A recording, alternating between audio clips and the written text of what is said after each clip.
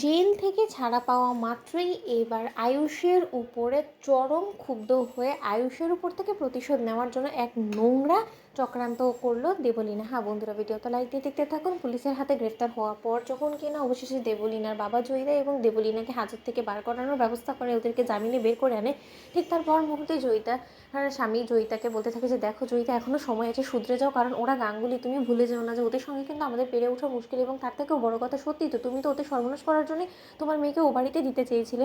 দুর্ভাগ্যবশত তারা মূল সময়ে এসে তোমার মেয়ের চেহারাটা দেখে ফেলে এবং তারা নিজেদের সর্বনাশ হওয়ার হাত থেকে নিজেদেরকে রক্ষা করে ফেলে। এবং তার পরবর্তীতে তোমাদেরকে এত কিছু করে আমি অনেক কষ্টে কিন্তু বেল করিয়ে এনেছি। আমি চাই না যে কোনো রকম কোনো আর নোংরা কর্মকাণ্ড করে তোমরা আবারও ফেসে যাও। ঠিক সেই মুহূর্তে জয়িতা যখন বলতে থাকি যে তুমি দেখেছো কি বলো তো, ওই গাঙ্গুলিরা আমার মেয়ের সর্বনাশ করেছে, আমার মেয়েকে লগ্নভ্রষ্টা করেছে, এবং এর মূলত ওই গাঙ্গুলিদেরকে দিতেই হবে। ওই গাঙ্গুলি পরিবারের সমস্ত লোকেরা ওই অনুশ্রী 2 টাকার বিকিরির মেয়েকে নিয়ে সুখী হবে এবং রাজরানী হয়ে উঠবে। ওই কুসুম রাজত্ব করে বেড়াবে, সকলের উপরে ছুরি ঘোরাবে, এবং সেই সমস্ত কিছু আমার মেয়ে বাড়ির বাইরে দাঁড়িয়ে দেখবে। কোনোভাবেই না। এবার দেখো, ওই আয়ুষ্মান গাঙ্গুলি যে কিনা সমস্ত কিছুর মূলে ছিল, ওই জাদুঘর কুসুমকে সঙ্গ দিয়ে ও রীতিমতো আমার মেয়ের বিয়েটা ভেঙেছে, তাই তো এবার দেখো ওকে কি করে আমার মেয়ে নাস্তানাবুদ করে ছাড়ে। ঠিক সেই মুহূর্তে দেবলীনা যখন বলতে থাকে যে মম, তুমি বাড়িতে যাও, এদিকে আমি দেখে নিচ্ছি। ওই আয়ুষ্মান গাঙ্গুলিকে দেখো এবার চরিত্রহীন প্রমাণ করে কি করে গোটা মিডিয়া থেকে শুরু করে সমস্ত লোকের সামনে হিড় করে টেনে এনে ওকে গ্রেফতার করিয়ে, ওকে তার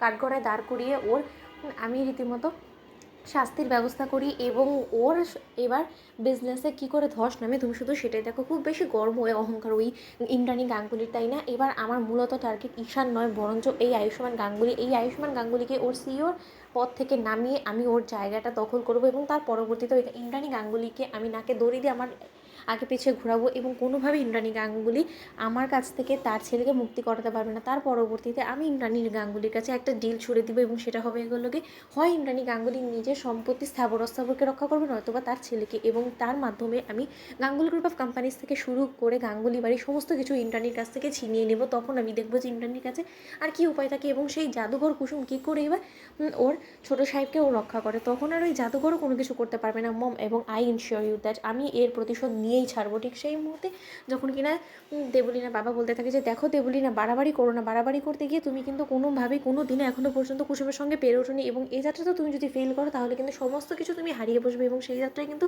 কোনোভাবেই তোমার বাবা আর তোমাকে বাঁচাতে আসবে না। কারণ বারবার করে নাকে খত দিয়ে আমি লোকের কাছে তোমাদের বেল করানোর জন্য ভিক্ষে যাব, এবং সেটা যদি তোমরা মনে করে থাকো তাহলে কিন্তু এইসব কিছুর মধ্যে তোমার বাবাকে অন্তত তোমরা পাবে না। ঠিক সেই মুহূর্তে জয়িতা বলতে থাকে যে তুমি তো হলো কি ঈশানের মতন, তুমি কোথায় আমাদের কখন কবে সাপোর্ট করেছিলে? যে যাত্রায় তোমার সাপোর্টের আমাদের প্রয়োজন পড়বে, যাও এখান থেকে। তো বন্ধুরা, লাইক এন্ড শেয়ার করো, সাবস্ক্রাইব করতে ভুলো না।